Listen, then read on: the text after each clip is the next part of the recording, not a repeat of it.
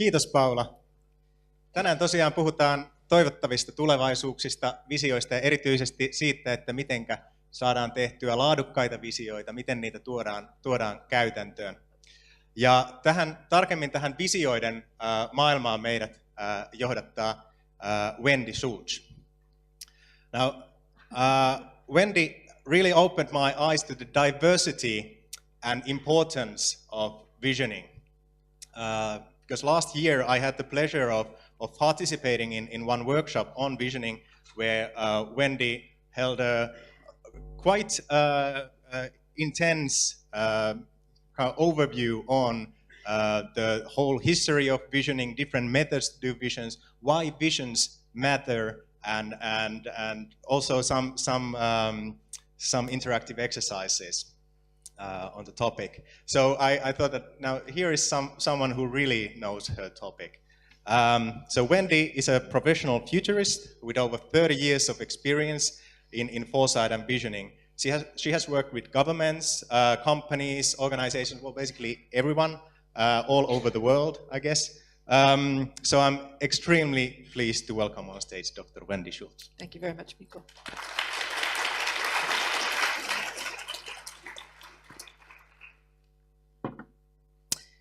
Vision without action is a daydream. Action without vision is a nightmare. Hyvää huomenta.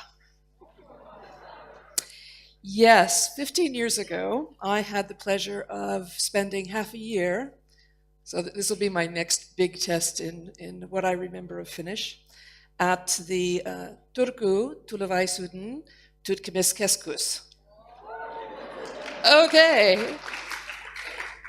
And so I'm absolutely delighted to be back in Finland, which I always think of as sort of the land of wood, water, and sky. And I want to highlight the T-shirt that Mikko is wearing. Mikko, stand up and open your jacket. Flash them a little. So, the future is female, certainly, but after my visit to Turku, and certainly the intervening years, watching all of the great futures work that is coming out of Finland, and particularly what Sitra is doing, and this particular event, which I want to thank you for involving me in this, it's a very great pleasure, I would have to say that the future is also Finnish. So today we're focusing on vision. What is vision? Vision is a dream. It's a challenge. It's a dare.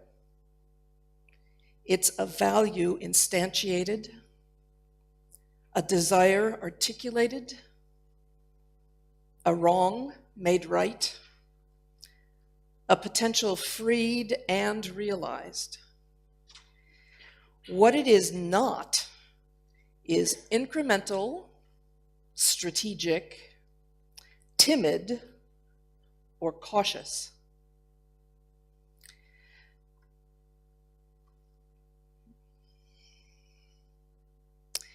Visions can be big. And this effort at putting, sadly, a man on the moon, should have been a woman first, really, was undertaken, President Kennedy emphasized, not because it was easy, but because it was hard. And of course, at that time, it was so difficult, it had to be a national vision supported by an entire nation. Visions can be big and they can be far away, and increasingly, even the big far away ones can be privatized. So SpaceX is an industry that is built up because Elon Musk has a vision of people colonizing Mars. Mars One is a global volunteer movement to create a colony on Mars. People can dream very large indeed, and set themselves very, very great and often dangerous challenges. So visions can be big and far away, or they can be tiny and nearby.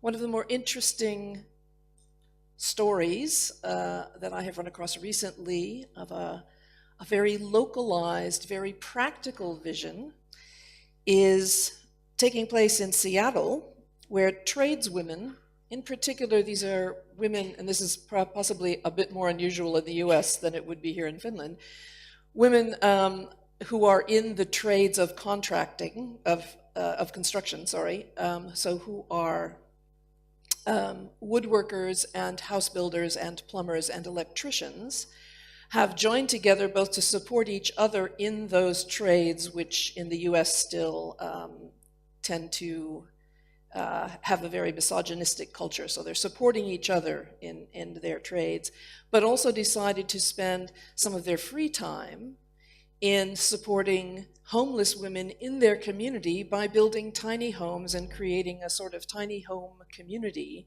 for homeless women to live in while they get back on their feet. So visions can be very local, can be very particular, and can be something that a few people can band together, work on, and fulfill. Visions can be from the young.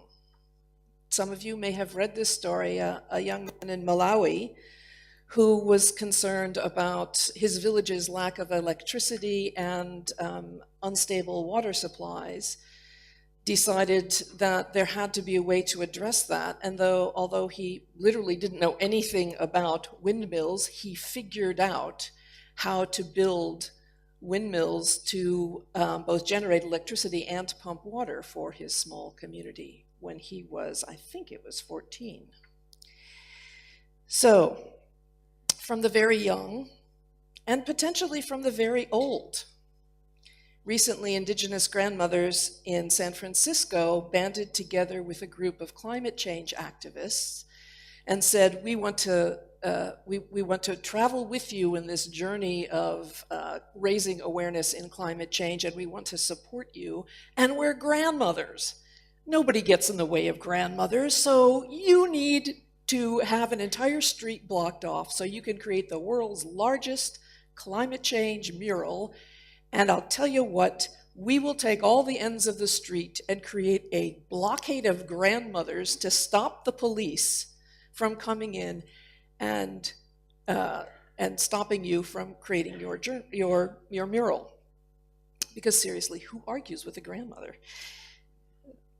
So one of the more interesting phrases, I think, that sums up to me a lot of what I value about the power of vision was by one of the artists. You have to believe in a little magic and imagination to build the future that we want. And that really is at the core of vision.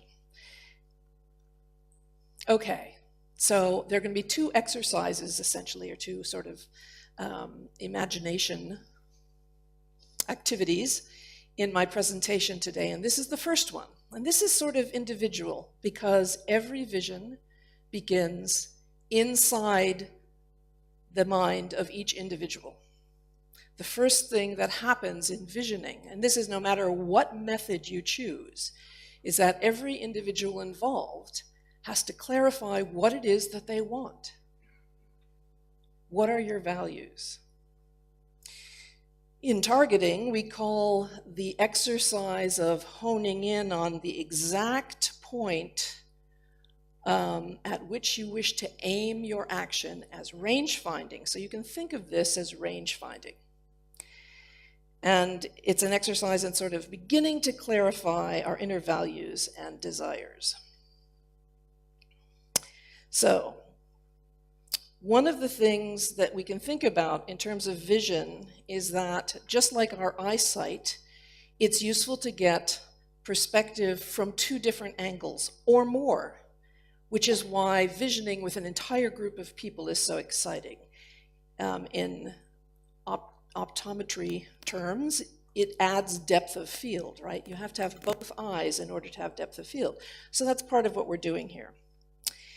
And it's especially important that we start thinking about and articulating our vision, because there are powerful entities in the world all around us who very clearly have visions and have a lot of resources that they're pouring into them. So would you want Jeff Bezos' vision of the future and Amazon's vision? Would you want Google's? Would you want Shell Oil's?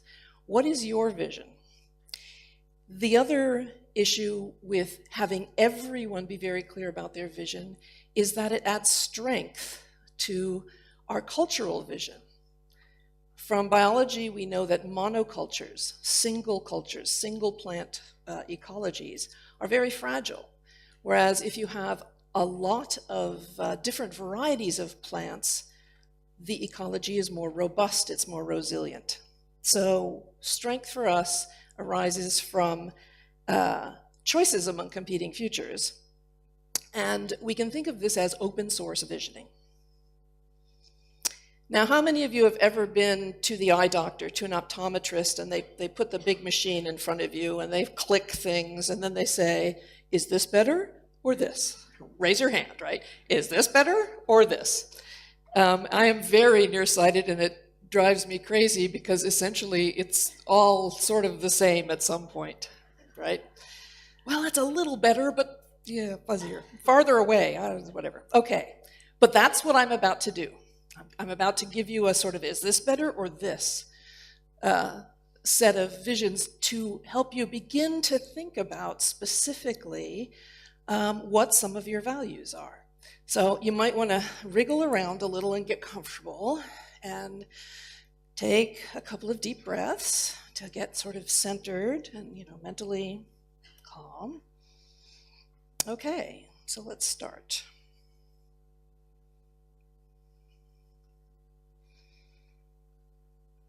Is this better? A future of increasing digital pervasiveness and possibly invasiveness? Or this? A future of biological manipulation and transformation? Is this better? A future transformed by technology? Or this? A future transformed by mental and spiritual achievements?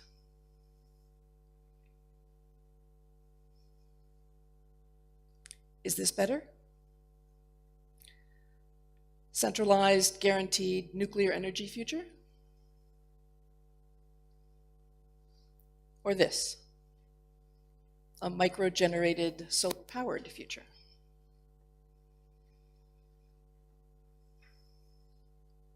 Is this better? A rural future? Or this? A highly urbanized future?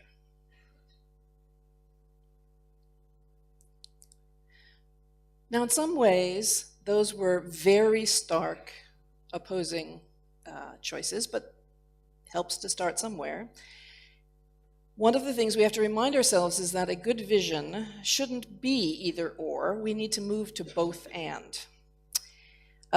Either or choices like the ones I just faced you with are kind of artificial and unrealistic, especially because generally speaking, we're very contradictory creatures, we humans, and we want everything. We want it all, we want both. And so part of visioning is talking about trade-offs and understanding what trade-offs will be required for some of the choices that we're making. The upside for this is that searching for both and solutions, trying to have it all, when you are faced with conflicting goals is actually a great creativity exercise and is also one of the ways to inspire transformational change. So one of the things that we need to remember is that we can dream in hybrids if we choose. But it requires talking to each other, it requires getting a lot of data, it requires putting hard work into our visioning after we have the fun of articulating extravagant dreams. That's a great place to start, and then after that, you have to work to build it. Okay, one of the things I was asked to do was answer the question, why vision, in practical terms. And a lot of times when people talk about visioning, they talk about it in terms of the inspirational, putting people on the moon, solving cancer, fighting back against climate change. And those are all worthy goals. But in addition to just making statements of, as some people would call them, big, hairy, audacious goals, what else does visioning actually do? Does it serve a practical purpose for us? So let's first of all think about where this fits into future studies. This is sort of my big giant model of future studies, which I actually have to write up for someone shortly. But one of the interesting points about this is that it all leads to acting to create change. But as we started off in the beginning of this presentation, action without vision is a nightmare. So part of what the whole process does is say, first of all, let's be aware of change and its upsides and downsides. Let's think through what some of those impacts are. Let's think through some of the trade-offs of the choices we're making when we choose to, say, accelerate some change and restrain other kinds of change. Let's think through strategically what kind of alternative futures we may end up in, because the act of creating scenarios of possibilities is another very rich, vivid form of that range-finding exercise. And what we have found in years of teaching futures and facilitating futures is that if you want someone to come up with a really compelling, vivid, rich, detailed vision, first taking them through the experience of exploring multiple possible futures or scenarios actually strengthens their ability to vision. It gives them more to work with. So visioning is key in foresight because it is the values articulation component of foresight.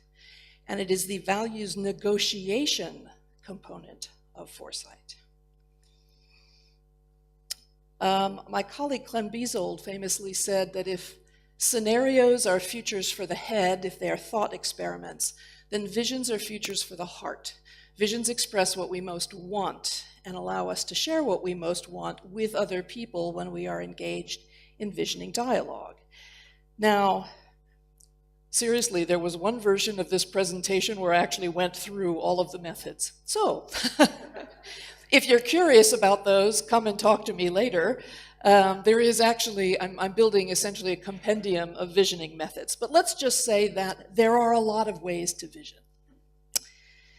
And we can even roughly sort them into the kinds of visions that begin with a problem or a fear or a concern and reverse it, or the kind that build on strength and statements of hope and past successes. There are the visioning techniques that are very dialogue-based, where you're simply listing what you want to have happen and having discussions about that. There are other visioning methods, such as Elise Boulding's Imagining the World Without Weapons, that starts off with a guided meditative visualization and is very intuitive. So in terms of engaging a group of people in visioning, you actually have a lot of tools and choices that you can pick depending upon the culture of the people that you want to engage in visioning or the particular context that you're in. So there's a lot out there. Right. But again, let's get back to the why. So why do this? And the person that gave us a focus on images of the future and positive images of the future in the academic field of future studies was Fred Pollack, who wrote a book on the image of the future and how positive images of the future across cultures basically supported the dynamic viability of that culture. The rise and fall of images of the future precedes or accompanies the rise and fall of cultures. As long as a society's image of the future is positive and flourishing, the flower of the culture is in full blossom. Once the image of the future begins to decay and lose its vitality, however, the culture cannot long survive. One of the reasons he wrote this book was because in the 50s, he looked around both the situation throughout Europe and the situation in America, and was very concerned that, in fact, in our societies, the image of the future was beginning to decay, and called on scholars and people everywhere, quite frankly, to begin to start having these generative discussions about what positive preferred futures for humanity and the planet might be. And in some ways, that is the mandate of the field of future studies. Now, you'll also find that visioning is considered a core component of transformational leadership. And here are just a number of the books that have been written about leadership that underline that leaders who really want to inspire followers and inspire effective action, inspire them by diagnosing a problem and articulating a vision to address it, articulating a compelling preferred image of the future that makes people so excited that they want to engage in action to create that future. So transformational leadership is another reason why we would want to vision. Don't just be a manager, engage in visioning, be a leader. The other practical reason for visioning is, as my friend and colleague Sohail Inayatullah famously says, vision problematizes the present. Anytime you say, there is a better way, you're pretty much implying that the current way is not good or is flawed, that there are problems out there. So visioning can be a great way to critique issues in the present, to critique the present context and its flaws and its downsides, and yet emerge out of that process in a very positive light with this positive set of goals to go on. Visioning opens up possibilities. And again, particularly if you engage in the visioning after you have completed those precursor components of futures thinking, where you are looking at change and looking at the emerging changes that are opening up new possibilities and giving you sort of more to build with to create a really transformative, positive future, then you can start getting radically creative with what you propose for a better future. And especially, again, if you are working in a visioning process where you have great depth of field because you have a lot of diverse perspectives contributing to that vision. So, last two items. How am I doing for time? Yes, perfect. Wow, that so rarely happens. This is a blessed occasion. Oh, yay. Okay, so precisely because of that focus on bringing people together and asking them to be very candid and transparent about their values and about what they want, and to have, basically to negotiate that out, a visioning process can create unity from diversity. And I'm going to take a little second here to tell one of my favorite stories about visioning. There's a scholar named Francisco Sagasti, who at one point was sort of the World Bank's head of strategic planning. He's from Peru, and he went back to Peru, and as a consultant was doing a lot of futures work, part of which was visioning work. And at one point, he was asked to assemble a very high-ranking senior group of participants to engage in visioning for Peru. And he said, well, that's fine, but I want everyone to be away from their offices, so we're going to go someplace nice, on retreat for 2 or 3 days, have conversations about what we want for the future of Peru. And at one point in that series of exercises, he paired people up and said, share your dreams for Peru with each other, synthesize them, so come to an agreement on common points, and be prepared to report back. Go away, you have an hour. Came back, went around the room, all the pairs were saying, oh, well, you know, Peru can be one of the shining beacons of artistic productivity in Latin America and the world, and whatever they were saying. And then he got to one pair, and they looked very sort of ashamed and said, well, we're sorry, we couldn't do it. We could not actually come to agreement on common themes and goals for Peru. However, we did have one breakthrough realization. So in parentheses, I'm going to say, these two people were a very wealthy man who owned a major industry in Peru and the senior leader of a trade union that, outside of this visioning workshop, was currently leading a strike against the very wealthy man. I think Francisco Sagasti put them together for a reason. So they said, yeah, we couldn't come to agreement. But then they both looked up and the businessman said, but I discovered something that I hadn't expected. His dream isn't my dream, but it's not my nightmare. And the trade unionist said, exactly. I don't want what he wants, but I'm not, now that I know what he actually wants, I'm not scared of what he wants, which actually gives us common ground to move forward and maybe locate some things that we do want in common. And the denouement to the story was that the strike was negotiated the day after they got back.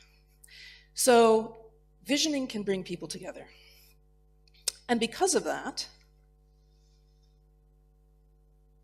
a whole lot of people with a very strong joint vision that they believe in can actually create better futures in the face of organizations and people that may seem to have far more in terms of resources than those people united by vision do.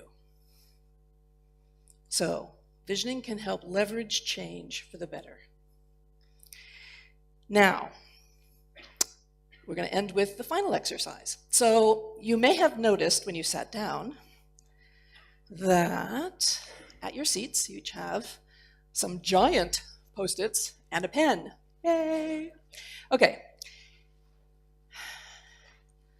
And you actually only need one of the giant Post-its. Oops, sorry.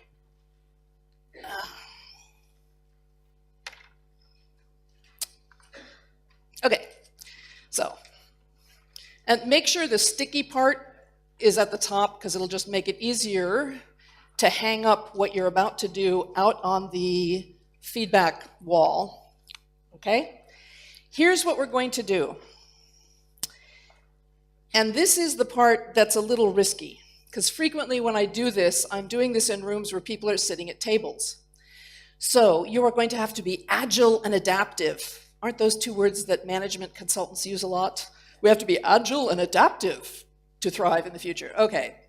And what I'd like you to do is sort of self-organize little groups, and it's going to work best if it's like 4 to 5 people that are maybe sitting right above each other. So maybe you could be a group, and you could be a group, so that you just have 4 or 5 people that you're working with.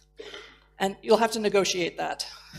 Remember, the person next to you, their dream may not be your dream, but it is not your nightmare, so just figure it out. Okay. So here's what I want you to do with your sheets of paper. I'd like you to write 3 vision details. So 3 vision details. I'm going to say maybe everyone's fed. Children safe from violence. And education is free. Oh, that would be awesome. I know it is free in a lot of places in Europe. America is very far behind on this. Okay, so that's my 3, right? That's what I want you to do. 3 in a row, print clearly, because you're going to be sharing this with people in your little self-organized group. They will need to be able to read it. Feel free to write in Finnish, because I won't need to be able to read it. Although I would kind of be curious once they go up on the wall. So, on a large Post-it, clearly write 3 vision details and be specific. Be specific. Vivid visions are specific. They don't say children have a higher quality of life. They tell us specifically how. They're free from violence. They're fed. They're educated. They're sheltered. They have loving parents. Be specific. And yes, I'm currently working with a humanitarian group on children, so it's kind of in my head. So, once you get those 3 written down, what I want you to do is, so you, for example, would pass your list over one, you'd pass your list over one, you'd pass your list back, that gentleman would pass his list to you, you'd pass your list to him, he'd pass his list forward to you, so that you're rotating the lists. And what I'd like you to do is, as you get handed a new list, someone else's list, read it. And maybe there's something on their list that you also listed. Yes, children should be fed, tick. So put a tick by that item. Maybe there's something that they came up with that you didn't think of, but you think is marvelous, and you didn't include it in your vision too. Right? So tick the ones that are similar to something you suggested, star the ones that you think are great ideas. Is this making sense? Yes, it's making sense. And what I want you to do is keep rotating around until your list is back to you. And at that point, you can see how many which of your 3 ideas other people in your group thought of and which they thought were great. Okay, does everyone have the basic instruction? Please give the speaker feedback. Yes. Okay, great. So I'm going to give you, how many minutes do we have left?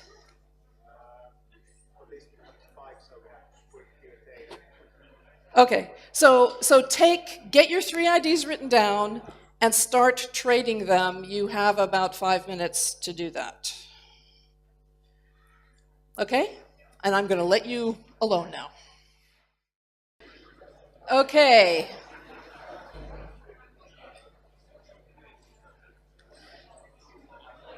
I hear laughter and I see a lot of people smiling as they sort of move their lists of goals around. With any luck, we've just created a fantastic force for change consisting of about 55-person guerrilla vision groups. So, if you want to see what everyone said, if as you leave you post these on the feedback wall, you can look across the entire spectrum of the roughly 250 people that are in this room. So that is one way to kick off, again, this sharing of goals, the sharing of visionary possibilities. I'd also like to remind you that it is good to undergo some sort of range finding, some sort of meditation on your own values and thinking through choices. And right now, in this event, you have an incredible exhibit that can help you do that. When you walk out of here and towards the other end of this hall, you have the 7 Siblings from the Future exhibit, which actually characterizes values from people all over Finland with regard to the future. So you can walk through that and also think through that comparative values exercise in terms of what you want and discover what some of the people around you in your country want. So I'm just going to finish with one more quote that to me sums up a lot of why I personally have been interested in visioning literally since I was a grad student. I actually wrote my dissertation on visioning techniques. So this is the last page of the novel Cloud Atlas by David Mitchell. If we believe that humanity may transcend tooth and claw, if we believe diverse races and creeds can share this world as peaceably as the orphans share their candlenut tree, if we believe leaders must be just, violence muzzled, power accountable, and the riches of the earth and its oceans shared equitably, such a world will come to pass. I am not deceived. It is the hardest of worlds to make real. Wow, I always have a problem reading this. Torturous advances won over generations can be lost by a single stroke of a myopic president's pen or a vainglorious general's sword. But a life spent shaping a world I want my children to inherit, not one I fear my children shall inherit. This strikes me as a life worth living. Kiitos. Thank you. And may you live to see your vision realized.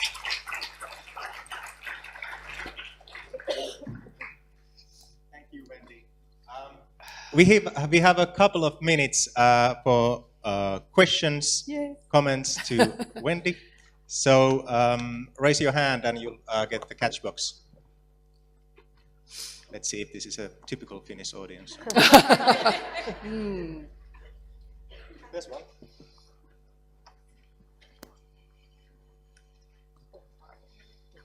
Hi, Wendy. Hi.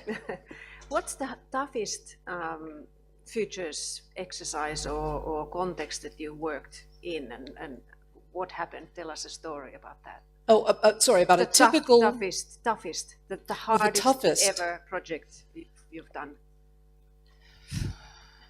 Oh, wow, without naming specific names. Okay, two. I'll try and be quick. One was more recent. It was in the UK, where until the Tories took over, under the Labour government, they did a lot of futures work. And there was one project in particular that was headed by someone who understood that futures was popular in the government or was seen as a good thing, but literally understood very little about it and was worried about the political spin that certain outcomes might have or certain goals or certain critiques. And also seriously didn't understand why you needed to do horizon scanning and understand the context of change before you started creating scenarios for something.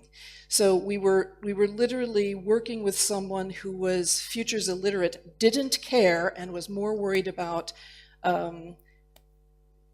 sending messages to politicians that they would be happy about. So it was highly politicized, and also the person did not understand futures. Now, one of the awesome things about Finland, which is why I like being here, is that you've actually inserted futures as an activity at the highest levels of your government, and you have a relatively large community of futures literate people here who are practicing futures. Okay. The other one, specifically related to visioning, was in Hawaii, and we were doing visioning for health. The head of the State Department of Health was himself incredibly visionary and kicked off our two-day vision conference with, this amazing, mind-blowing presentation. But the people under him were kind of, again, very conservative bureaucrats, one of whom hadn't been kept up to speed by her underlings, her minions, who actually organized the vision conference, as to what we were actually doing. And at the end of day one, she walked up to me and the other facilitators and went, "This isn't one of those activities where we all tell each other our hopes and dreams and come to some sort of consensus and then figure out how to create them, is it?" And we went, "Well, yes, it is exactly that." And she went, "Well, that isn't what I wanted." And I thought, how have you, we've had, like half a year of planning this event. Have you not been reading the memos? And so what was horrible about that was that she basically said, well, go ahead and have your, entertaining conversations, but it's not like I'm going to support that. So we were in the worst possible situation of visioning. We got a lot of people excited. We had a lot of amazing, creative and critical conversations. We got to the end of the 2 days at the point where in a visioning exercise, you normally basically say, this has been, a transformative experience, but what are we going to do tomorrow when we walk into our offices to make this start happening? And that was the part where she went, yeah, we're not going to have that conversation. And so it was incredibly frustrating and was and traumatizing in a sense. So none of those people ever wanted to engage in visioning ever again because they saw it as an activity for which there was no follow-through, right? It wasn't supported. Visioning, and in fact all futures work, needs champions at higher levels of decision-making if you're doing it in an organization, or at least in any of the organizations that we are likely to experience, in the real adult world. So those were the two traumatic ones, but there have been awesome ones. All right, one more question. I think yes. Wait for the catch box so the people at the stream can also hear.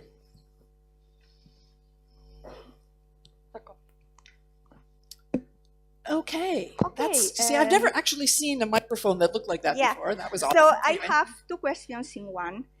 One is that Finland is very much ahead in futures research. That is true.